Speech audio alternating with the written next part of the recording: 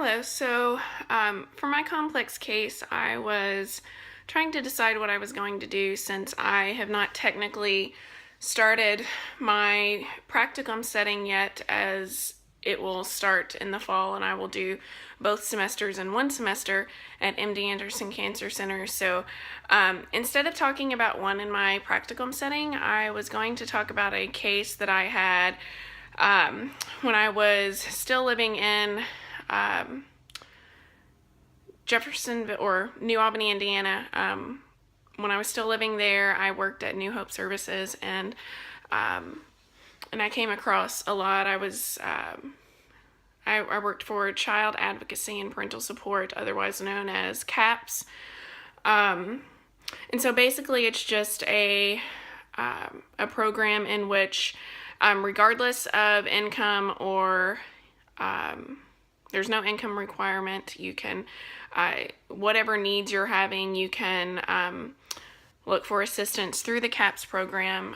If you go to the facility, New Hope Services, and say, look, I'm having issues with finances, or I'm having issues with behavior problems out of my child. The only stipulation is that you have to be a parent and you have to have a child. Otherwise, you need to seek services somewhere else. So I worked there for about a year. And while, you can do, you can go to it voluntarily, we also got referrals from DCS, which is Department of Child Services, which is what it's called in Indiana. I know it's different in Louisville, but so the Department of Child Services would send us a lot of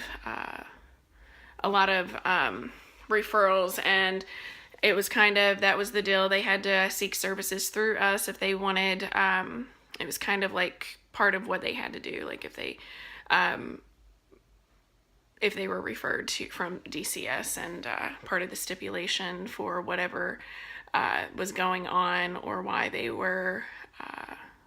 was a report made. So we got a lot of referrals from them, and there was one in particular case that I had just gotten. I hadn't even done the intake, and I had proceeded to call this family several times to schedule it. It was like mandatory that they began services with us. It was instructions given from DCS to seek services from New Hope and the CAPS program. So I proceeded to call them over and over. They never got back with me. So at that point, you need to kind of physically go to the address, which I did. And before getting there, I had read the file and I knew what was going on for the most part. And I knew that they were having, mom and dad had some marital problems.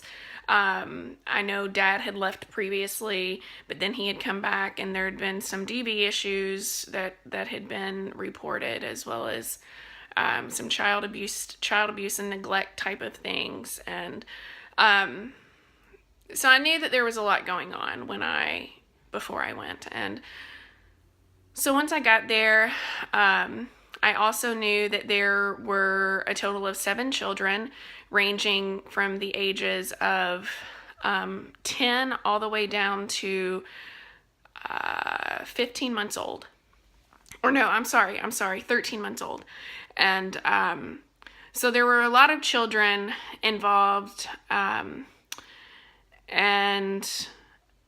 so kind of the goals from DCS was to find some common ground between mom and dad and see what was going on there, and honestly just to monitor the children and see what kind of things were going on with them, and how we can assist and get them, and hopefully find some kind of solution as to what's going on, and proper parenting techniques, and trying to come up with other ways in which they can positive reinforcement, other ways in which they can punish their children other than physical force or anything like that. And even if we had to teach like the open hand method, because in the state of Indiana you can spank your children, but it has to be within reason, and it has to be open hand, and I know that there was some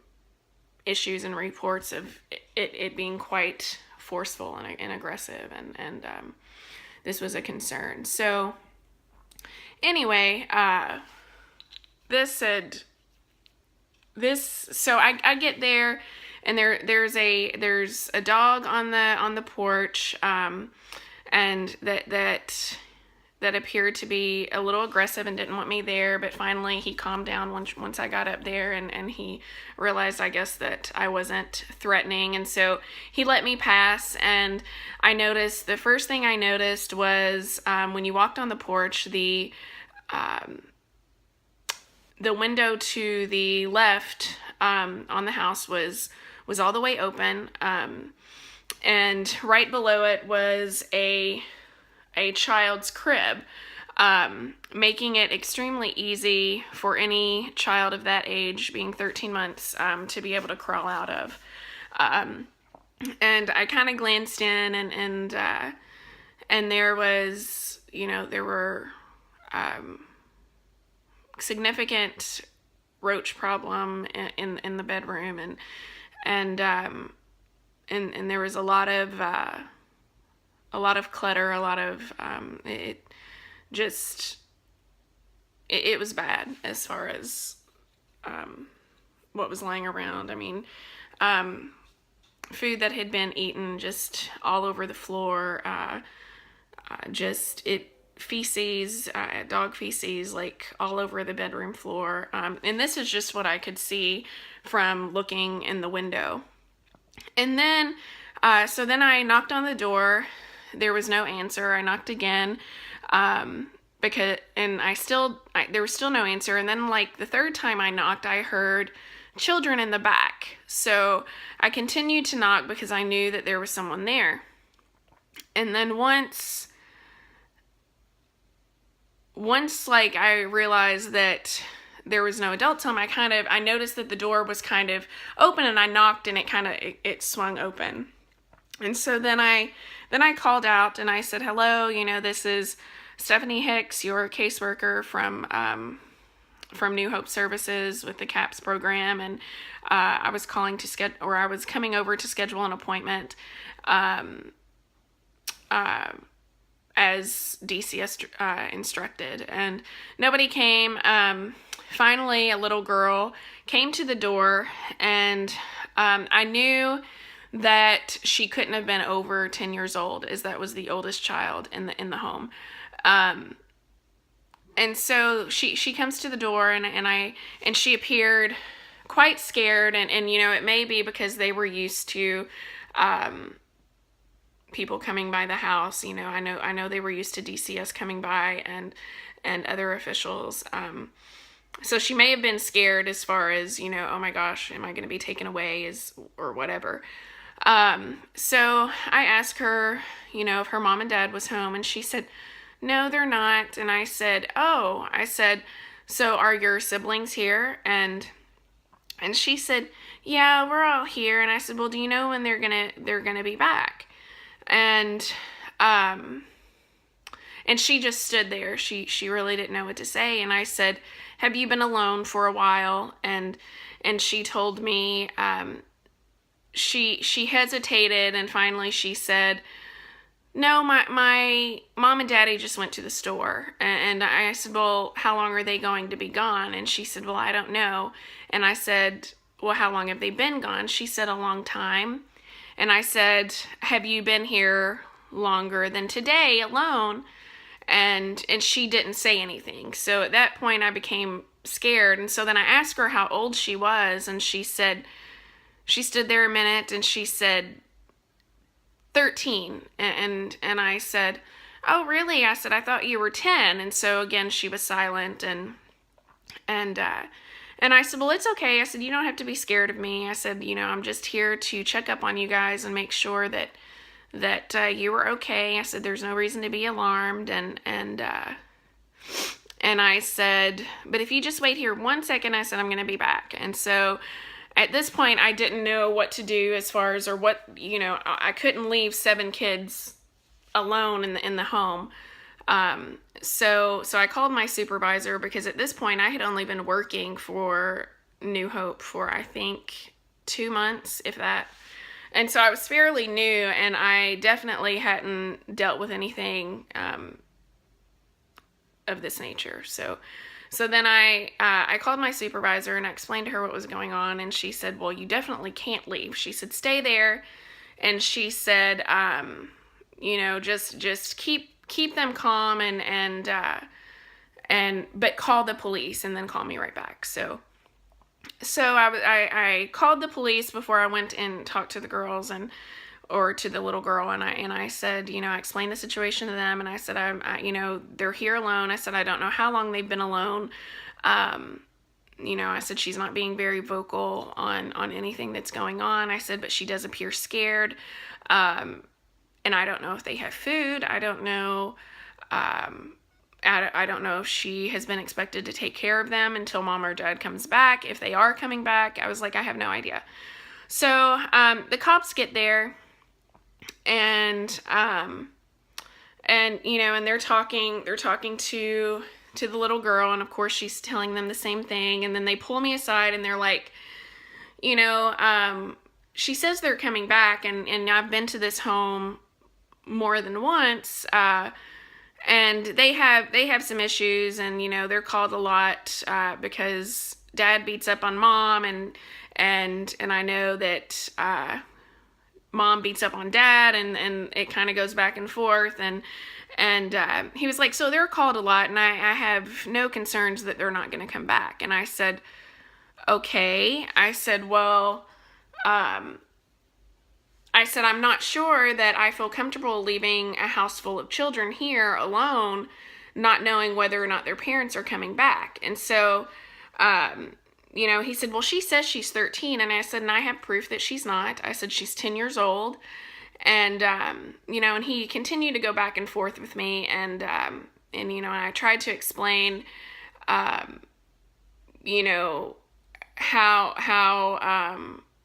this could be left all on me, and I was like, I'm not going to be responsible for one of these children being hurt or being left here. I was like, I have no idea how long their parents have been gone. I was like, you cannot expect me just to leave them here.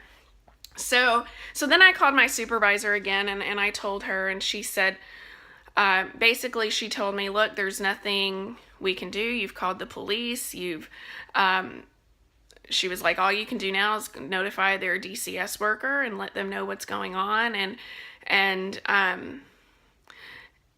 But now it's out of your hands. You've left it up to the police. And so basically I had to just leave, hoping that these children had someone coming home to them. I don't even know if they had beds to sleep in. It looks like the room just looked like there was like mattresses just thrown on the floor, and only a couple of those. And then this crib that was right by the window with the windows open. I mean, there were just so many things that were quite concerning to me. And to have been a new caseworker in that situation, I was very upset that I couldn't help more. And so basically I just had to leave these kids there. There was, I had the police officers weren't going to do anything. And basically my supervisor told me that it was out of my hands. And I guess my question is at what point do you just say, okay, I've done enough and I can't do anymore? I think as a social worker, that has been my biggest wake-up call, is that as much as you try, it's not always, more often than not, it's not going to turn out the way that you want it to. And I can't tell you, I couldn't leave that case at work. I mean, I brought it home for weeks, and until the children were finally removed, and And and I do believe the next day that the DCS worker did go there, and we're asking where they were. They were like, "Oh, we were just at the store," but you still don't know how long they were alone, or if they had even gone all night or even nights before without anybody being there, if they had been fed. And so I don't know. I really struggled with leaving, and it took me a long while. And I don't know. I guess, what do you guys think? What could I have done differently? What do you believe we are responsible for as social workers in that situation? And so, needless to say, I do not work. I do not do that kind of work anymore. It was not an area that I felt that I could leave at work and still be productive in my personal life and get on with my days appropriately without it staying with me. And so then I moved on to psychosocial oncology, even though, yes, it's hard work, but people in those situations and children that are consistently neglected over and over, it's not something that I handle well. So let me know what you think. I look forward to hearing from you, and yeah, and I look forward to reading your write-up, Carla. So, all right, thank you both, and I look forward to hearing remarks from you. Thanks.